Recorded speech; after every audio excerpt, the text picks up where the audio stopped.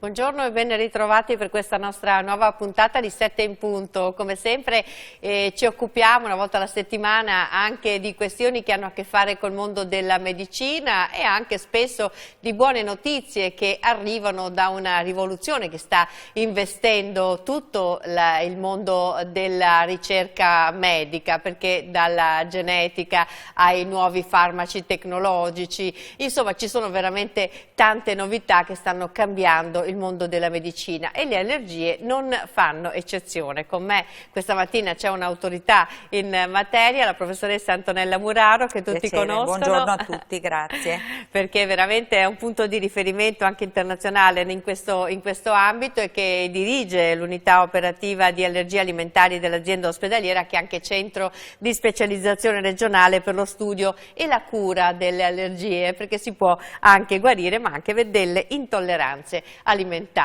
Insomma, diciamo che siamo sempre più alle prese con questo tema, la vita che facciamo, quello che mangiamo, chi lo sa cosa ci porta verso queste allergie, però la medicina ci aiuta. Sì, in particolare in questi ambiti, perché si è sviluppato il primo vero farmaco per l'allergia, per esempio all'arachide. Che è un'allergia temibilissima. È un'allergia temibilissima perché dà reazioni gravi, la dà in adolescenti e giovani adulti ed è una delle prime cause di morte per allergia in questa tipologia di pazienti, perché è un'allergia che spesso non si supera, come per esempio l'allergia al latte e all'uovo, quindi non c'è una guarigione spontanea, si porta verso la vita dell'adolescente e del giovane adulto, dove le occasioni di vita di relazione e sociali favoriscono le trasgressioni, le contaminazioni e di conseguenza le reazioni anche gravi. Tra l'altro è una forma di allergia che lascia i genitori sempre in allarme continuo, perché noi vediamo che qualsiasi cosa mangiamo c'è scritto tracce di arachidi, soia, insomma questo è un ingrediente che si ritrova poi in moltissime, anche in tracce. E quindi adesso abbiamo questo nuovo farmaco che il nostro unico centro italiano ha contribuito a sviluppare negli anni scorsi, quindi è già in vendita in Europa, in Francia, in Germania e nel Regno Unito, e c'è tutto l'iter regolatorio all'AIFA per avere l'approvazione nel 2023. Quindi i nostri pazienti avranno la possibilità di essere desensibilizzati, e questo è il termine tecnico, per l'allergia all'arachide. Ecco, e ripeto, è una grande rivoluzione. È una grande rivoluzione, certo. Sì. Vuole spiegare un po' come si è arrivati a questo traguardo con appunto l'Università di Padova e il Centro per le allergie alimentari, che è stato in prima linea, diciamo, sarà tra i primi, quindi anche sarà i primi ad averlo, sì, perché l'intenzione della ditta che lo produce è quello appunto di per primo darlo ai centri che l'hanno sperimentato, quindi noi siamo stati l'unico centro italiano. Le dirò, la nascita di questo prodotto ha un'evoluzione che secondo me è emblematica, perché la ditta è stata fondata da un'associazione di pazienti che ha raccolto fondi per fondare un'industria che sviluppasse una cura per l'allergia alimentare. Pazzesco. Adesso è un caso proprio a livello internazionale. È un caso a livello internazionale, e quindi c'è stato lo sforzo veramente congiunto di ricercatori. Associazione dei pazienti è una grossissima associazione dei pazienti americana, 40.000 membri, soprattutto con ingenti fondi, che ha sviluppato questa opportunità e l'ha portata a compimento. Adesso l'azienda è stata acquistata dalla Nestlé ed è quotata in borsa, ma voglio dire, gli inizi sono stati veramente con poche risorse paragonate a quelle delle grandi multinazionali, e quindi è stato Succede un po' quello che succede nell'ambito di tutte le altre tecnologie, cioè i piccoli fanno lo sforzo, hanno l'idea così, e poi i grandi Ma forse è giusto che sia così, perché forse non ci sarebbero tutti i mezzi per la disseminazione e l'impatto diciamo, la diffusione su larga scala di questo nuovo farmaco, mentre altre multinazionali hanno le capacità di commercializzazione. Però è stato un viaggio veramente entusiasmante, perché tutti coloro che erano, come dire, coinvolti in questa tipologia di allergia hanno contribuito in diversi modi, e per il fatto di essere all'interno di un network internazionale il nostro centro è stato selezionato come unico centro italiano. Allora, questo farmaco, da quello che capisco, è anche un farmaco molto innovativo che apre una strada nuova nel campo delle allergie. Perché la differenza è il fatto di avere un farmaco anziché il latte o l'uovo. Per esempio, noi facciamo già le desensibilizzazioni per il latte e per l'uovo e per il grano, e utilizziamo prodotti del commercio, cioè il latte, l'uovo, oppure i derivati. Il costo è basso, ma non c'è una diciamo, uniformità nei dosaggi, nelle dosi, e quindi dobbiamo essere e porre tantissima attenzione in quelle che sono le preparazioni di volta in volta, con tutte le possibilità di errore che si possono fare a volte a casa, per evitare che il paziente ne assuma troppo o troppo poco e che ci sia un'equivalenza tra le varie dosi. Questo con il farmaco viene completamente superato, e quindi è un vantaggio per il paziente sia in termini di efficacia sia in termini di sicurezza, e quindi è fondamentale avere farmaci in questo senso. Il problema sarà il rimborso di questi farmaci, quindi io so che c'è un iter all'AIFA per avere rimborso di questi farmaci. Che sono costosi attualmente? Rispetto a molti altri farmaci no. Però comunque è un costo. Si fa presente tuttavia che questi pazienti che verranno selezionati non sono i pazienti che tendono a guarire da un'allergia alimentare, ma sono i pazienti più gravi, e quindi sono i più rari rispetto agli altri. Ed è un farmaco che loro devono prendere per sempre o per un periodo? Allora, questo è ancora in fase di valutazione. Al momento ci sono due opzioni: il paziente che esce dai protocolli di ricerca lo sta continuando per tutti i giorni, e i pazienti che invece lo fanno 2 volte alla settimana, e stiamo vedendo se nel tempo quali sono quelli che beneficiano di più.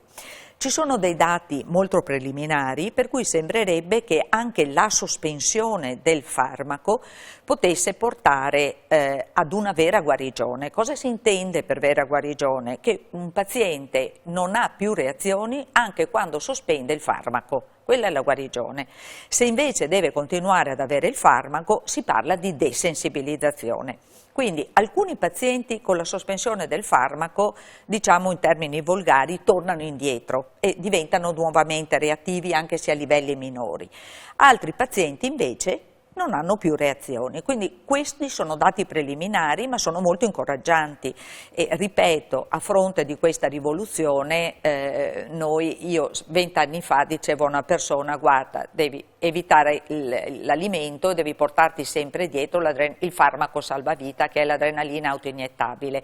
Adesso sono in grado di dire: no, guarda, ci sono speranze, sei giovane e quindi hai buone opzioni di toglierti questa scimmia dalla spalla. Allora, la cosa forse vale a maggior ragione per chi ha più di un'allergia da tenere a bada, ovviamente, certo. e apre appunto la strada, come ha detto lei, anche a nuove speranze. Sappiamo che il latte, per esempio, e le uova, le ha nominate lei prima, sono altri 2 grossi temi. E infatti adesso la sperimentazione è stata focalizzata sulla fascia di età tra i 4 e i 17 anni. Il nostro centro è stato uno dei pochi ad immettere anche adulti, quindi abbiamo sperimentato anche in adulti, ma ci sono degli studi molto promettenti sulla fascia di età che va dai 2 anni e mezzo ai 4 anni.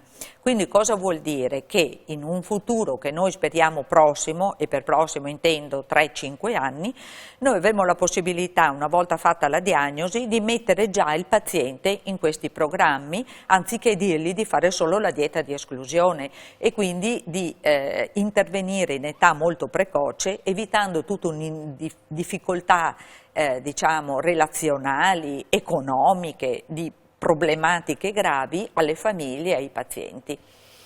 Capitolo sempre molto importante quello delle intolleranze alimentari, sì, perché anche quelle ormai sono diventate un must, diciamo, una volta forse se ne sentiva parlare pochissimo, adesso i casi sono molto più diagnosticati, si capisce molto più spesso qual è la causa dell'insofferenza magari di un bambino che molto spesso magari ha delle problematiche. Da questo punto di vista ci sono novità? Sì, le novità principali sono che si fa meglio la diagnosi e quindi si è visto che le vere intolleranze sono pochissime.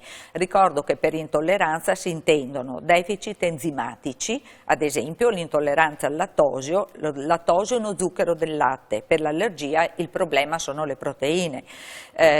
In questo caso è un deficit di enzima, per l'allergia sono degli anticorpi o delle cellule del sistema immunitario.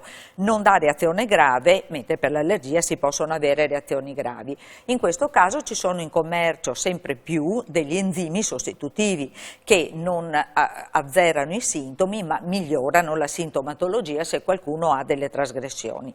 Tutto il resto delle intolleranze sono avvelenamenti, sono intossicazioni alimentari, quindi si è affinata un po' la capacità medica di riconoscere questo tipo di problematica e di non far fare esami inutili. Avvelenamenti fa molta paura. Avvelenamenti, guardi, banalmente il botulino, intossicazione alimentare, quella è un'intolleranza alimentare da un punto di vista di classificazione e se lei prende degli alimenti in scatola mal conservati, certo, quello è un'altra, è mortale, poi, oppure il tonno che magari è avariato, c'è una sindrome, si chiama sindrome sgombroide e il tonno avariato dà le stesse reazioni di una reazione allergica ma in realtà dipende dalla tossina del tonno avariato, che significa che è brutto a vedersi il primo giro, però il paziente poi può mangiare tranquillamente tutto. Sempre se ne ha ancora voglia. Volevo aggiungere che nel campo delle innovazioni, tutti abbiamo sentito parlare di anticorpi monoclonali, certo, per il Covid, ci sono nuovi anticorpi monoclonali che usciranno per l'allergia alimentare, soprattutto per i pazienti con allergie alimentari multiple. Cosa fanno questi anticorpi monoclonali? Sono anticorpi che riducono la reattività del paziente, perché molti pazienti sono così gravi per cui noi non possiamo cominciare la desensibilizzazione. Allora, il ruolo degli anticorpi monoclonali è quello di ridurre la reattività e di consentire di poter cominciare la desensibilizzazione e noi ne sperimenteremo uno ad alta affinità per l'arachide, cominciare da maggio, e un altro a settembre per latte e uovo.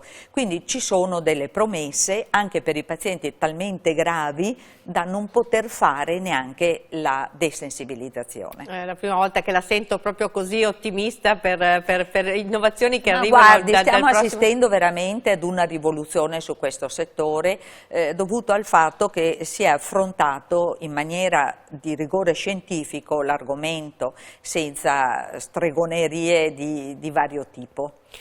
Infatti, appunto, anche sulla diagnosi era successo un po' di tutto, sì, e fiorivano test di tutte le nature e poi anche l'industria alimentare appunto ha visto dentro questo argomento anche un bel business, e quindi diciamo che invece il rigore scientifico e la scienza come sempre portano delle soluzioni anche diverse, e chi lo sa insomma dove ci porterà certo, questa nuova rivoluzione. Certo, è interessante vedere come il nostro corpo si adatta veramente ai cambiamenti, basta solo conoscere quali sono le corde da toccare, insomma. Esattamente. In questo caso sono un po' più piccole delle corde, sono cose microscopiche. Senta, abbiamo parlato anche del Covid l'ultima volta che è venuta, ci sono delle novità perché una larga letteratura c'è stata su questo vaccino, ovviamente, che ha diviso coscienze, famiglie, amicizie, invece in realtà pochissime reazioni ha avuto dal punto di vista delle allergie e poi delle situazioni avverse. Guardi, c'è stato un recentissimo report del Centro per il controllo delle malattie, si chiama CDC, negli Stati Uniti, dove hanno analizzato retrospettivamente tutte le loro reazioni, che sono veramente bassissime per i milioni di dosi inoculate, quindi veramente il vaccino è stato sicuro e ha salvato vite umane, perché adesso noi stiamo vedendo un aumento dei contagi, ma non delle morti e non dei ricoveri ospedalieri, e quindi questo significa che veramente si è trovata una strada sempre grazie alla scienza, e il fatto che ci sia stato un investimento massiccio di capitali e di forze e di risorse ha fatto sì che potessimo sviluppare per la prima volta nella storia un vaccino efficace in tempi brevi, perché in tutte le altre storie, questa è un'obiezione che è stata fatta da molti detrattori del vaccino, è stato realizzato in tempi troppo brevi, ma in realtà noi dobbiamo pensare che il povero signor Sabin da solo in uno scantinato ha sviluppato il vaccino antipolio e ha dovuto pregare qualcuno che ci credesse, quindi ci ha messo 20 anni. E nel frattempo abbiamo avuto i morti di poliomelite e soprattutto gli esiti della poliomelite. Quindi il fatto di riconoscere che c'era necessità di un vaccino e l'investimento massiccio di forze e risorse ha fatto sì che i tempi si siano veramente abbreviati, tanto da poter salvare vite umane. Questo è un esempio di come la cooperazione tra gli uomini, invece che le guerre, potrebbe dare molto meglio. Adesso parleremo anche di questo argomento, perché la professoressa Muraro è stata anche protagonista di un caso di cui ha parlato tutta la stampa, cioè dell'arrivo dei primi 63 bambini dall'Ucraina a guerra appena iniziata. Sì. È stato un impulso di umanità che ha mosso il medico e la persona, e che veramente è stato un traguardo importante, perché all'epoca ancora non si sapeva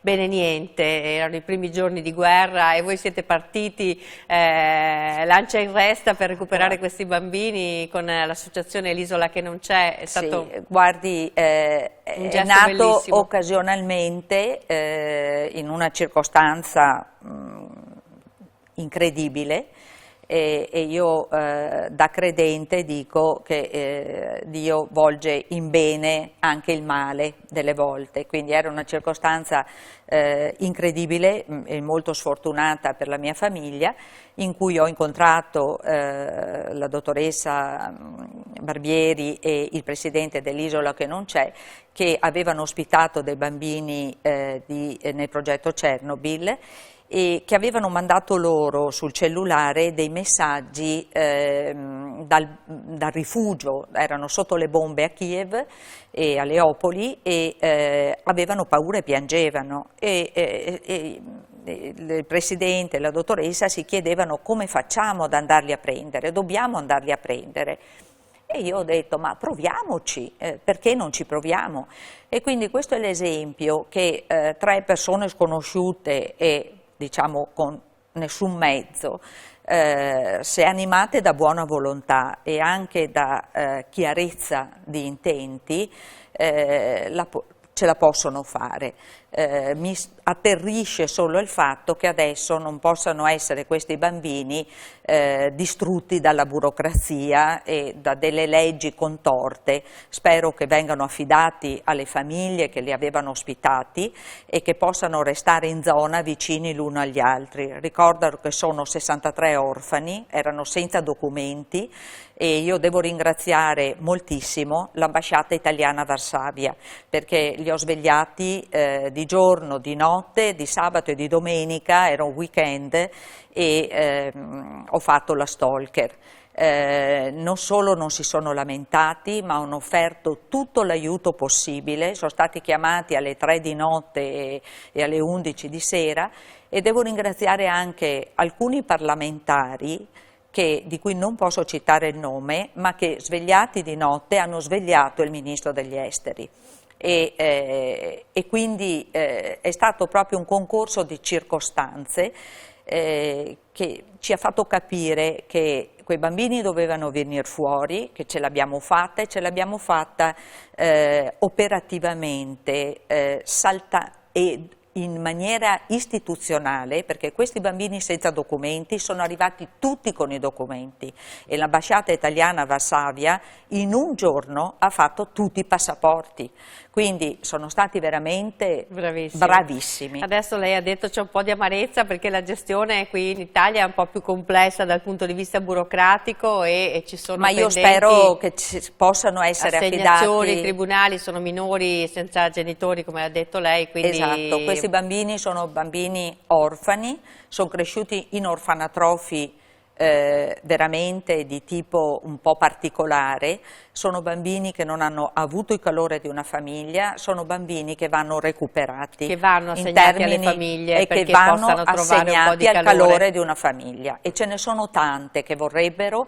di ottima volontà. Io sono rimasta colpita dal cuore di queste persone. Ma quali sono gli ostacoli più importanti a questo, perché questo accada? Esiste un iter particolare al Tribunale dei minori, per cui il Tribunale dei minori ha dei passaggi che sono obbligati, ma io confido che come in tempo di guerra si fa di emergenza virtù, si faccia di emergenza virtù anche cercando il bene del minore, e quindi so che tutti, accorciando i tempi di una procedura che è molto lunga, che dura mesi e anni, che dura mesi, e di cui questi bambini non hanno bisogno. Sono bambini traumatizzati da traumi precedenti e da traumi recenti.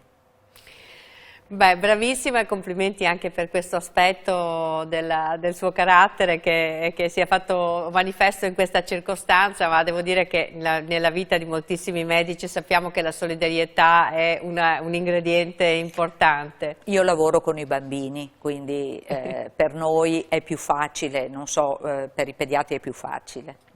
Tra l'altro devo dire che tutti i pediatri si sono messi a disposizione perché il nostro sistema sanitario offre moltissimo alle persone che arrivano come profughi nel nostro paese come assistenza sanitaria, ma non offre il medico di base, il pediatra, e in realtà tutti i pediatri si sono messi a disposizione, quindi è stato un grande gesto anche da parte del mondo della sanità e dei pediatri in particolare.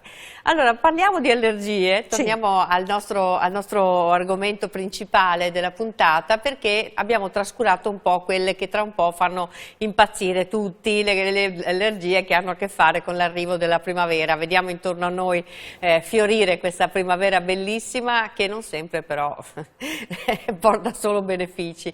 Come sta andando la situazione? Tra l'altro abbiamo il sito dell'ARPA qui del Veneto. E nel sito dell'ARPA, ecco, questo è un suggerimento pratico per i nostri ascoltatori, nel sito dell'ARPA www.arpa.veneto calendario pollini si trovano le indicazioni per quella che è la diffusione dei pollini nella provincia specifica per lo specifico allergeno. In questo momento abbiamo betulla, nocciolo, come l'olivo, che sono ad intensità media, medio-alta, mentre non ci sono ancora graminacee, e l'alternaria, che è una muffa, ricordo, non di casa ma una muffa esterna che vola come un polline, è ancora bassa. Eccola qua, infatti vediamo questa strisciolina qui sotto azzurra che dice che ancora i livelli sono bassi. Che ancora i livelli sono bassi. Quindi i soggetti allergici alla betulla e al nocciolo sono già in piena stagione. Ecco qua. Ecco, io vi faccio presente che il calendario pollini dell'ARPA è indietro di una settimana. Cosa vuol dire? Che noi vediamo i dati della settimana scorsa in questo momento, perché ovviamente i dati vengono raccolti in specifici contenitori e poi analizzati. Spendo una lancia qui per una promozione di questa attività che è in chiusura con scarsità di fondi e scarsità di risorse. È fondamentale che questa attività possa essere mantenuta, cioè la mappatura dei pollini è fondamentale che possa essere mantenuta e se possibile ampliata, perché è vitale per i pazienti e in realtà non viene considerata assolutamente una priorità. Quindi questa mappatura è quella che stiamo vedendo? Sì. Allora dai, ci uniamo sì a questo appello importante. Perché è importantissimo per i pazienti, anche, ripeto... Anche perché saranno numerosissimi tra l'altro i pazienti esatto, che consultano queste pagine. Esatto, e noi siamo una regione molto virtuosa in questo proposito, la nostra ARPA è efficientissima in questo, però tutti hanno bisogno di un supporto concreto, anche per il personale stesso che esegue concretamente come queste mappe aiutano i pazienti? Cioè loro si possono proteggere con magari prendendo dei farmaci specifici o uscendo di meno? Cioè... sì, o uscendo di meno. L'altro aspetto è, per esempio, un paziente che comincia ad avere sintomi adesso e che sa di essere allergico alle graminacee, guardando questa mappa vede che le graminacee la scorsa settimana non c'erano, quindi verosimilmente stanno cominciando adesso. Oppure che lui si è sensibilizzato, o lei, sono sensibilizzati a qualcos'altro. E quindi due sono gli aspetti: o chiedere all'allergologo di ripetere le prove perché ci sono solo betulle e nocciolo, quindi c'è qualcosa che non quadra, oppure di considerare che ci può essere un inizio di graminacee, e francamente penso che ci sia, perché oggi avevamo 21 gradi, c'è siccità e cominciano già ad esplodere esattamente come se fossimo a maggio. Sono tutte simili queste allergie, forse anche per quello che appunto uno deve orientarsi anche a seconda della presenza del... Sì, e da un punto di vista sintomatologico lei ha il quadro di una rinite allergica, di una congiuntivite allergica, dell'asma allergico, quindi le manifestazioni cliniche spesso sono uniformi, ma cambia un po' se qualcuno è allergico alla betulla o qualcuno è allergico alle graminacee, perché per esempio se vai in un'area tipo i colli dove lei ha noccioli e betulla veramente rischia di stare male. Se vai in altre aree dove c'è predominanza di graminacee, esempio l'argine, d'accordo? C'è predominanza di graminacee, quindi sta peggio lì, quindi questo aiuta un po' a scegliere anche dove andare a correre, per esempio. Senta, invece abbiamo parlato di desensibilizzazione come arma, diciamo, che voi avete a disposizione per contrastare l'allergia, vale anche per queste allergie? Soprattutto perché adesso rispetto al passato, dove noi avevamo soltanto l'immunoterapia, i vecchi vaccini per via iniettiva, diciamo, le persone della mia età si ricordano l'immunoterapia sul braccio.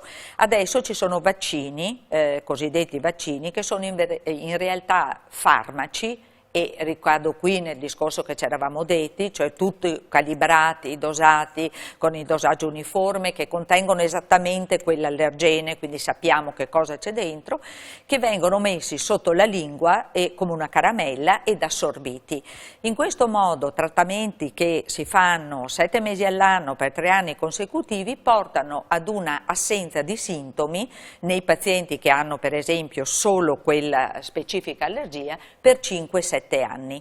Quindi è una rivoluzione anche questa. Certo, Qual è anche molto più facile appunto. Ed è molto più facile. Qual è la difficoltà in queste circostanze? Alcuni pazienti sono così sensibili che non tollerano questi farmaci, quindi si tratta di un aggiustamento, ma in realtà c'è un superamento che è veramente innovativo e che consente una cosa più su larga scala. È che in realtà in questo momento è erogato e rimborsato gratuitamente questo tipo di terapia solo per pazienti molto selezionati, mentre l'ideale sarebbe darlo a pazienti in fase iniziale, tipo i bambini, perché previene l'insorgenza di asma, e quindi ma ci vorrà tempo, ma ci arriverà.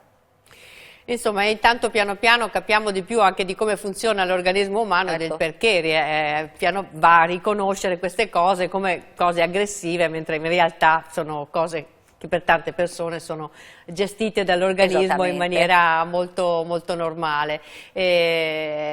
Sappiamo che sono un po' in crescita tutte queste forme. Sì. C'è un motivo legato all'inquinamento, allo stress? Avete qualche idea del perché? Ma guardi, è un problema di multifattorialità dovuto al fatto che noi, cambiando gli stili di vita, abbiamo cambiato i germi intestinali, i germi respiratori che ci aiutano anche a sviluppare un'immunità adeguata. Non processiamo gli alimenti allo stesso modo perché gli alimenti sono processati in maniera diversa e quindi nel momento del confezionamento industriale, chiamiamolo così, possono slatentizzarsi nuovi allergeni e sparirne altri, e nello stesso tempo anche le coltivazioni sono fatte in maniera diversa, ma questo non significa che noi dobbiamo ritornare al 1200, cioè nel Medioevo, significa solo che dobbiamo trovare delle strategie diverse per mantenere i benefici che l'industrializzazione ci ha dato, che sono tanti vantaggi, con quelli che sono gli effetti secondari, perché faccio un esempio: si è visto che c'è stato un picco di allergie quando si è instaurata un'appropriata rete fognaria. Perché questo?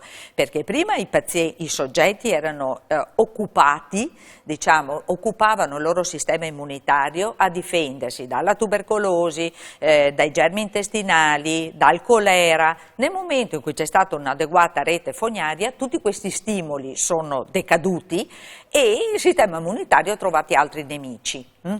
Ma in realtà non è che dobbiamo abolire il sistema fognario.